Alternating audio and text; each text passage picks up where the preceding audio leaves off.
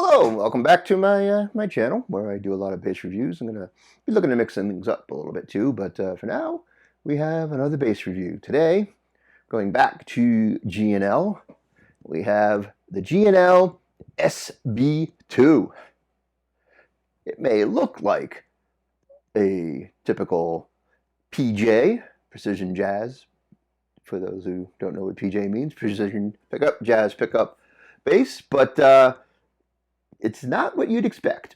So G&L, real quick, George and Leo is what it stands for. George Fullerton, Leo Fender. It was Leo Fender's last company before he passed away, and he was interesting guy. There's a Leo got it right the first time mentalities. The P bass and the jazz bass, which of course ignores a lot of history about how the P bass had a few iterations before it settled on what it is, and the jazz bass took some development. But there's a lot of people who just think that that's where bass design and the like ended, and no need to go beyond. Obviously, thank goodness things have gone beyond. But Leo, in his final years, he had a lot of opportunities to fool around with different thoughts and different ideas. I cover the Tom Hamilton model, card up somewhere, I think, in another video that goes into the magnetic field design humbuckers and the tritone preamp. This here is much simpler bass. It's passive, and it just has the two pickups. Your precision style. These are both MFD, magnetic field design. This one here, is a precision style. This one here is a jazz style. Pretty straightforward. Your controls are just volume and volume. So no tone controls, but we're going to show you how you can play with the tone. No tone controls, just volume for the P pickup and volume for the jazz pickup. This is this model is from the mid to late 90s. I think it's around a 96 or so. So the newer versions are a little bit different. Actually, the original SB2 was a totally different bass, but this one came out in the later 80s. They're known for having a bit different design to the P bass body. It's a little slimmer and easier to, I think, more ergonomic. It has your cutaways for the belly and the arm here. It's a maple neck, has a rosewood fretboard, a very jazz-like profile to the neck. I didn't get the measurements on this, but it's got to be an inch and a half or less. It has G&L branded tuners. This is a 96, so there's a little tarnish on here. I think this is an ash body. Yeah, I forgot to check. It's either ash or alder, so oops. But it's very lightweight, incredibly easy to play. The neck, it has a flatter radius, so it's probably a 12-inch, as opposed to the classic jazz, which is much smaller. So it's relatively flat, but the frets are nice. Tortoiseshell pick guard. This model comes in, G&L is a funky company. I think I looked and it just wasn't on the website. But you can pretty much custom order anything you want with any different types of body woods. There's the Tribute series has a version of the SB2, which is very similar to this. You can get a SB2T, where that comes with a factory installed tone control. A lot of people like having that extra control over their tone. If you're the type of person who just wants simplicity, you can't get much more simple than the SB2, with just the pickup and the volume. But yeah, this one has a Fender 70 style 3-point neck join with the tilt function in here. That's something Leo carried over from, or actually, he wasn't around in the 70s when they did it in Fender, but it's something Leo did. Newer ones have a 6-bolt join. I think there might have been 4-bolt ones at one point too, but yeah, really cool bass. The prices are crazy, brand new. They're all over the place. You're probably looking at close to $1,900, $2,000 maybe, or maybe somewhere between $1,500 and $2,000, depending. And then you can get it spec'd out all you want to, but it's a little tricky with Gino. Gino is a very interesting company to deal with. But yeah, there you go, G&L SB2. So let's check out how it sounds. All right, so we're going to be going through my Mesa D350 head into the Mesa 115, but you won't be hearing that. We're taking the pre-EQ send out of the head, and so you're getting the full natural sound of the bass. So, as I mentioned, pretty straightforward. We have your volume controls and your pickups. So first, we're going to go with both pickups full up. And you're going to get a hum because it's a single coil pickup. And again, I'm in a studio with lots of lights and computers and the like going on, and I didn't turn them down. So first thing you're going to notice is the patented or expected incredible high output of the MFD pickups. So I'm probably going to redline the audio on this. So, oh well, I forgot to adjust it.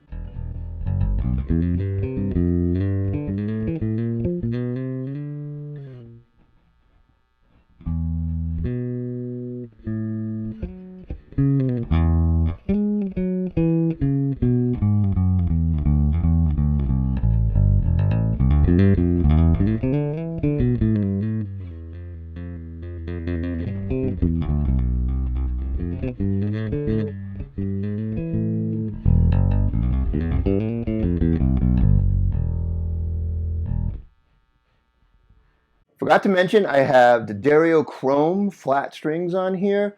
Again, this is not a this is not a model that is currently sold in its current form. So I went with flats on it because I'm trying to go for like, hey, what's a classic P bass type, and we're gonna get to that in a bit. But there you go. Those are both pickups full on.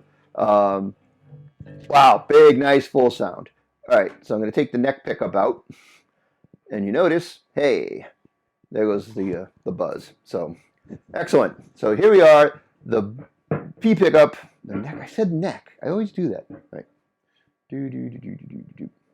Okay, so now we're going to take the bridge pickup, the J pickup, all the way out, and you get the P pickup only. You notice the buzz gets quite reduced there.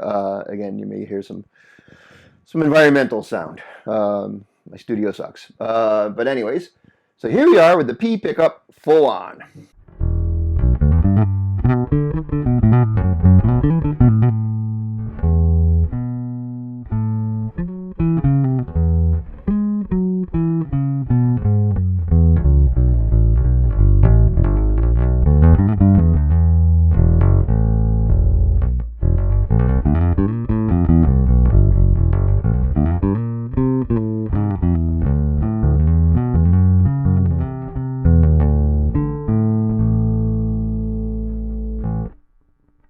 And wow, huh? Does that just like slam you over the head with tone? Boom, full on, unadulterated, all out tone. Now, you may be saying, but Kevin, what if I don't want that full all tone of the pickup? I like more thumpiness and I don't need that brightness. Here's where the magic of the SB2 comes in. Now, I've been looking up the wiring diagrams online. I don't see anything. That shows any of the types of capacitors, but there's a funky thing that happens. Now you adjust your tone on this bass by playing around with the interaction of the pickups, how they load off each other as you increase and decrease the volume of each one, and also as you decrease the volume on the pickups, the tone fattens up. What? Yes, exactly. So here we are, full on. Now, I'm going to roll the tone back a little bit. Maybe about, I don't know. We'll try to go to the 3/4. Now what?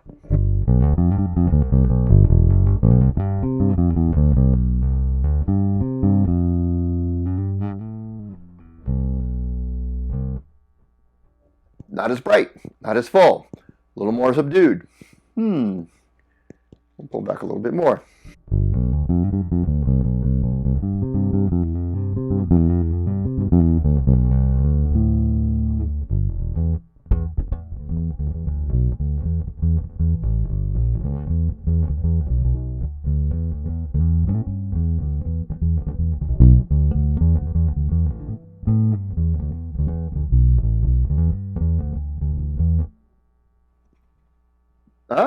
Is that a P bass or what?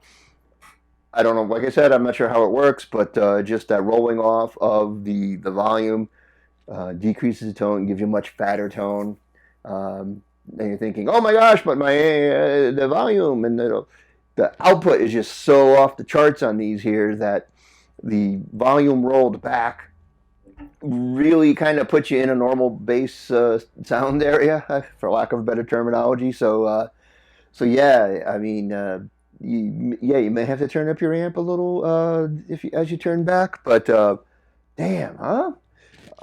So just magical for me, and for my purposes, that's kind of where I want my P bass to sound, anyway.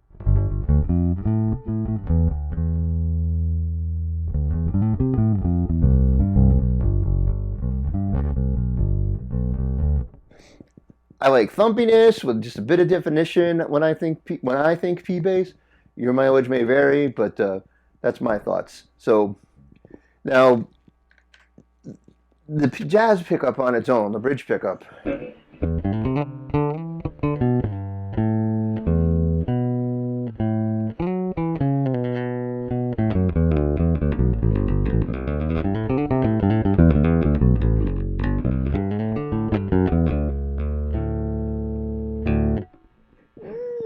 I don't know. Maybe you could find a way to use that on its own. A little too bright, almost to the edge of brittleness to me. Again, we'll back up the tone. This is about half. Oh, here, huh? How about that? What a difference, huh?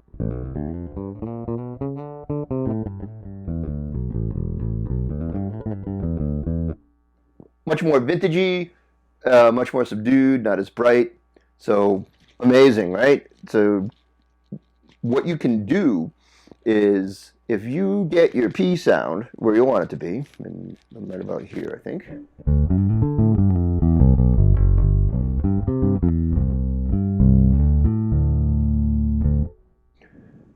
The night before filming this, I played a classic country gig, and I used this bass, and this is about where I have it set. The set screw on the volume knob, when I have it in a certain way, that's how I know my sound is. So that's what I want.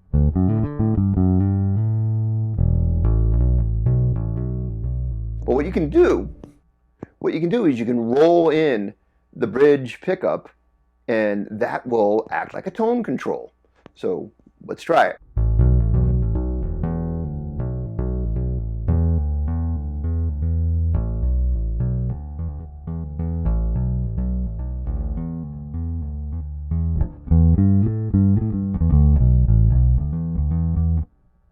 So hopefully you notice that difference as I pulled the tone up, the bridge pickup up. The knobs are looking about the same, so ideally they're probably similar in volume right now. And you can notice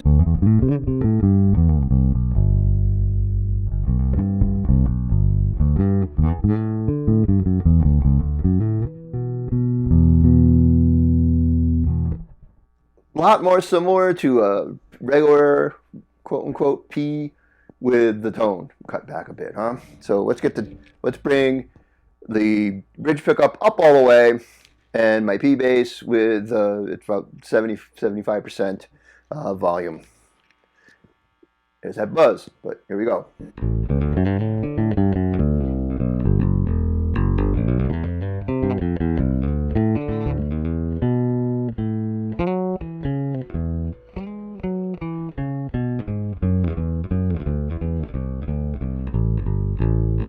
Now I'm going to bring the P pickup up full volume so you can hear the difference.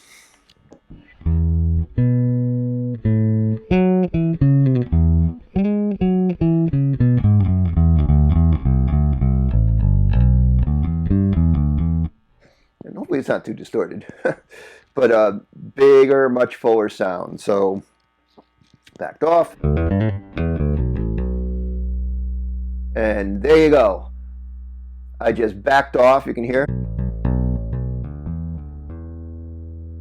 Backed off the bridge pickoff just a scotch.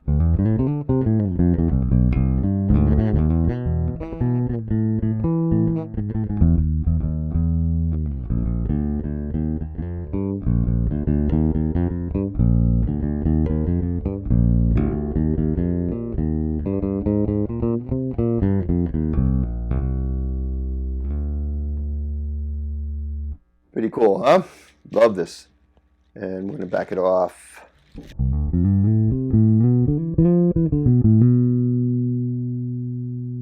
Now off all the way.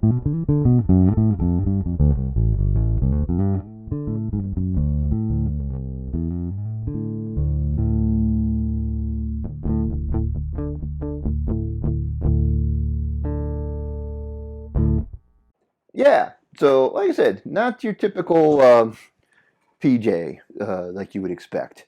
A lot of people don't like PJ basses because they feel like it's the worst of both worlds and not the best of both worlds. The idea being, you know, oh, you get a P bass pickup and a jazz bass pickup, you're going to get this both sounds, and they kind of have a unique sound. And this instrument here kind of has a unique sound too. Sure, it's kind of a pain that, you know, you want the full tone, you got to crank the pickups all the way, and then you got to adjust your gain stage at your amp and all, but so you got to work on it. If you use pedals, you can have presets and be all set to go, and adjust for the extra gain that the P pickup puts out. But if you're a set it and forget it type player, and you want one single tone, hey, there you go. You know, you set your sound and just play. That's what I did last night at the country gig. I set my tone and I didn't touch anything. It was just perfection. Of course, the amp and everything might have had a lot to do with that too. Use my D50 and my Trace single 110 cabinet, and oh boy, that sounded awesome.